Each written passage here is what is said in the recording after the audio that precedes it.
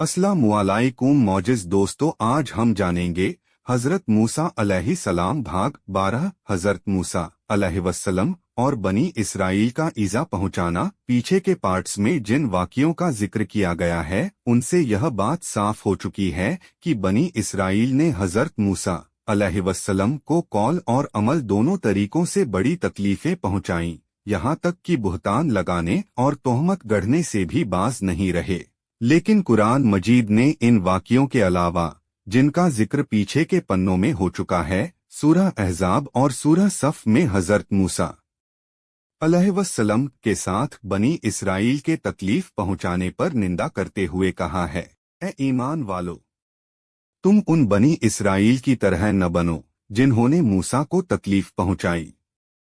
अल अहज़ाब 99। और जब मूसा ने अपनी कौम से कहा कि ए कौम, तू किस लिए मुझको तकलीफ पहुंचाती है, जबकि तुझको मालूम है कि मैं तुम्हारी और अल्लाह का भेजा हुआ रसूल हूँ। अस-सफ़ 61-5 इस बारे में बहस की गई है कि यहाँ जिस तकलीफ का जिक्र किया गया है, क्या उससे वही हालात मुराद हैं जो बनी इसराइल की सरकशी से मुताल्लिक हैं, या उनके अलावा किसी खास वाक़िए की ओर इशारा है। इस बहस में सही मसलक यह है कि जब कुरान ने हज़रत मूसा अलैहिस्सलाम से मुताल्लिक तकलीफ के वाक़िए को मुजमल बयान किया है, तो हमारे लिए भी यही मुनासिब है कि उसको किसी वाक़िए से मुताल्लिक न करें, और जिस हिकमत व मसलहत की वजह से अल्लाह ने उसको मुजमल रखना मुनासिब समझा, हम भी उसी को काफ़ी समझें। हज़रत मूसा की नबूवत के ज़माने से मुताल्लिक दूसरे मामले।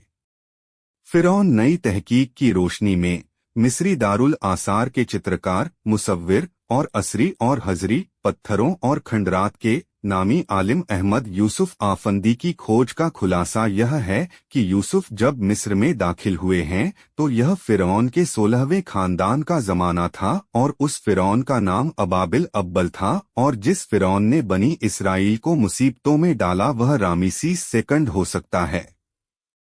यह मिस्र के हुक्मरानों का 29वां खानदान था। हज़रत मूसा अलैहिस्सलाम उसके ज़माने में पैदा हुए और उनकी गोद में पले बढ़े। रामीसीस सेकंड ने इस डर से कि बनी इसराइल का यह शानदार कबीला, जो लाखों इंसानों पर मुश्तमिल था, अंदरूनी बगावत पर उत्तर न आए, बनी इसराइल को मुसीबतों में मुब्तला करना ज़रूरी नहीं समझा, जिनका जिक्र तौरात और कुरान हकीम में किया गया है। रामसीस सेकंड ने अपने बुढ़ापे के ज़माने में अपने बेटे मरनिफ्ताह को हुकूमत में शरीक कर लिया था, इसलिए मरनिफ्ताह ही वह फ़िरऔन हो सकता है जो नदी में डूबा। इस नतीजे की तायीद इससे होती है कि मिस्री दस्तूर के मुताबिक मरनिफ्ताह का अलग से मनबरा नहीं, बल्कि वह 18वीं खानदान के फ़िरऔन के मकबरे में दफन किया गया। समुद्र से मिले फ़िरऔन की लाश। मिस्री अजायब घरों में एक लाश आज भी महफूज है, और मोहम्मद अद्दी की किताब दवातुर रसूल इलल्लाही के मुताबिक इस लाश की नाक के सामने का हिस्सा नहीं है। ऐसा मालूम होता है कि शायद दरियाई मछली ने खराब किया है और फिर उसकी लाश अल्लाह के फैसले के मुताबिक किनारे पर फेंक दी गई, ताकि वह मेरे बाद आने वालों के लिए अल्लाह का निशान रहे।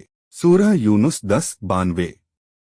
मोरिस बकाये का फैसला करने वाला कौल फ़िरौन के गर्क हो जाने का वाक़िया बहुत से पुराने और नए तहकीक करने वालों के लिए बहस का मौजू बना रहा और अब तक बना हुआ है। बहुत सी किताबें लिखी जा चुकी हैं और लिखी जा रही हैं, लेकिन ये सब उस वाक़िए की तारीखी और जुग्राफियाई, ऐतिहासिक और भौगोलिक हैसियत पर जोर देती हैं।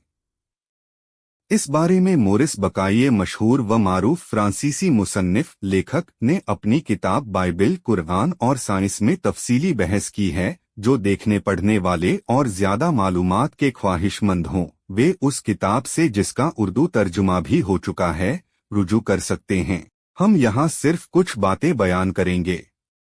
1. हज़रत मूसा अलैहिस्सलाम रामीसिस सेकंड के ज़माने में पैदा हुए और उसके यहाँ उन्होंने परवरिश पाई। 2. रामीसिस सेकंड का इंतकाल हज़रत मूसा अलैहिस्सलाम के मद्यन में ठहरने के ज़माने में हो गया। 3. रामीसिस सेकंड के बाद उसका बेटा मरनिफ्ताह तख्त पर बैठा और लगभग 1200 साल कबल मसीह लाल सागर में डूबने वाला यही फ़िरौन है। लाल सागर को किस जगह से पार किया गया, यकीन के साथ नहीं कहा जा सकता। 4 रामीसिस सेकेंड और मरनिफ्ताह दोनों की लाशें मिनी म्यूजियम में महफूज हैं। मोरिस बकाये की बहस के खात्मे पर आखिरी लाइनें तवज्जोह के काबिल हैं। 5 फाल के बह समुद्र का फटना का ज़माना अंदाजा है कि 1200 साल कबल मसीह का है। जादू और मजहब एक, जादू की कोई हकीकत भी है या वह सिर्फ नजर का धोखा है और बेहकीकत कोई चीज है।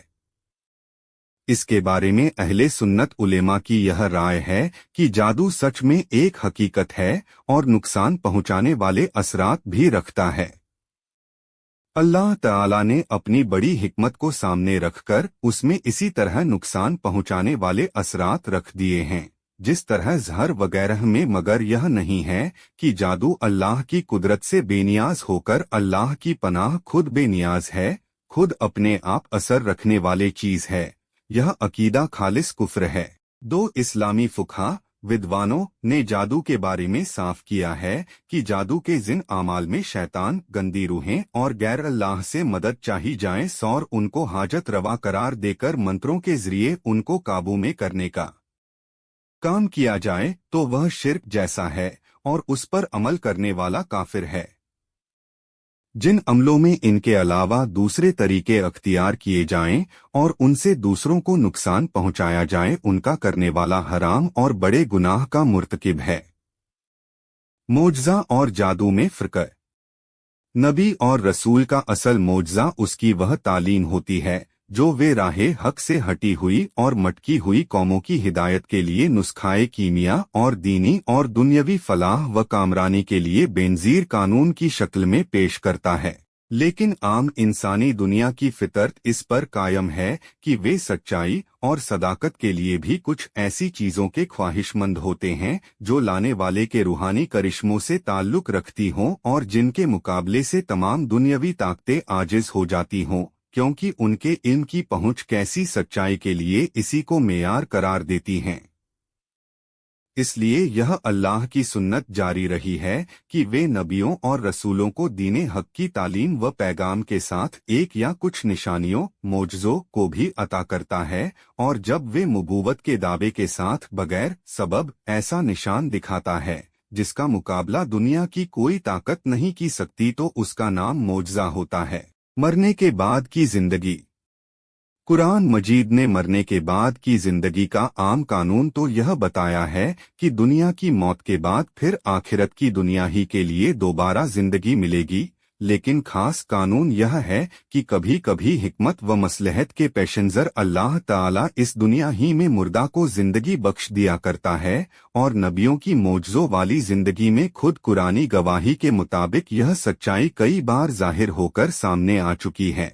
हज़रत मूसा अलैहिस्सलाम की नबूवत के ज़माने में बनी इसराइल के 70 सरदारों के दोबारा जी उठने के मौके पर यह सूरत सामने आई कि उनके नामाकूल और गुस्ताखी वाले इसरार पर रजा के अजाब ने उनको मौत के घाट उतार दिया, और फिर हज़रत मूसा अलैहिस्सलाम की इज्वाली दुआ पर अल्लाह की रहमत की वुसअत ने तरस खाया और इन जान से तंग इंसानों को दोबारा जिंदगी बना दी। इसी तरह गाय के ज़िब्ह करने के वाक़ये में मकतूल को दोबारा जिंदगी बख्शी। इन वाक़ियों से मुताल्लिक हिकमत व मसलहत खुद अल्लाह ही बेहतर जानते हैं। इंसानी समझ तो इतना ही कह सकती है कि इसका मकसद यह है कि मुतासिर होने वाले शुक्रगुजार हों और आगे इस किस्म की बेजा जिद को काम में न लाएं और अल्लाह के सच्चे फरमाबरदार बंदे बनकर रहें। कुरान के साफ और खुले बयान के बाद घटिया तावील गैर जरूरी है। मोजज़ों का ज्यादा होना। हज़रत मूसा अलैहिस्सलाम के नबी होने के ज़माने में मोजज़ों का ज्यादा होना नजर आता है, जिनको 2 हिस्सों में बांटा जाता है, एक कुलजुम के पार करने से पहले और 2 कुलजुम के पार करने के बाद। कुलजुम के पार करने से पहले 1 असा डंडा, 2 यदे बैजा हाथ की सफेदी, 3 सिनीन अकाल, 4 फलों का नुकसान, 5 तूफान, 6 जराद टिड्डी दल, 7 कुम्मल, 8 जफादेह मेंढक, 9 दम खून, 10 फल के बह कुलजुम नदी का फटकर 2 हिस्सों में हो जाना। कुलजुम पार करने के बाद 11 मन्न व सलवा। 12 गमाम बादलों का साया। 13 इनफिजारे उयून पत्थर से चश्मों का बह पड़ना। 14 नद के जबल पहाड़ का उखड़कर सरों पर आ जाना। और 15 तौरात का नाजिल होना। ऊपर के ज्यादा से ज्यादा मोजज़ों के सिलसिले में यह भूलना नहीं चाहिए कि सदियों की गुलामी की जिंदगी बसर करने और छोटी खिदमतों में मशगूल रहने की वजह से बनी इसराइल की नुमाया खूबियों को घुन लग गया था और मिस्रियों में रहकर मजहर परस्ती और असनाम परस्ती ने उनकी अक्ल और हवास को इस दर्जा मुअत्तल कर दिया था कि वे कदम कदम पर अल्लाह के एक होने और अल्लाह के हुक्मों में किसी करिश्मे का इंतजार करते रहते। इसके बगैर उनके दिल में यकीन व ईमान की कोई जगह न बनती थी। बस उनकी हिदायत के लिए 2 ही शक्लें हो सकती थीं। एक यह कि उनको सिर्फ समझाने बुझाने के मुख्तलिफ तरीकों ही से हक के कबूल करने पर तैयार किया जाता और पिछले नबियों की उम्मतों की तरह किसी खास और अहम मौके पर आयतुल्लाह अल्लाह की निशानी यानी मोजज़े का मुजाहरा पेश आता, और दूसरी शक्ल यह थी कि उनकी सदियों की तबाह हुई इस हालत की इस्लाह के लिए रूहानी ताकत का जल्द जल्द मुजाहरा किया जाए और हक और सच्चाई की तालीम के साथ साथ अल्लाह ताला के तकवीनी निशान मोजज़े इनके कबूल करने और तसल्ली करने की इस्तेदाद को बार बार ताकत पहुँचाएं। बस इस कौम की पस्त ज़हनियत और तबाह हाली के पेशेंजर अल्लाह की मसलहत ने उनकी इस्लाह व तबीयत के लिए यही दूसरी शक्ल अख्तियार की। वल्लाहु अलीमुन हकीम शून्य, अल्लाह ही जानने वाला और हिकमत वाला है। मौजिस दोस्तों, अगर वीडियो अच्छा लगा तो लाइक और चैनल को सब्सक्राइब करना।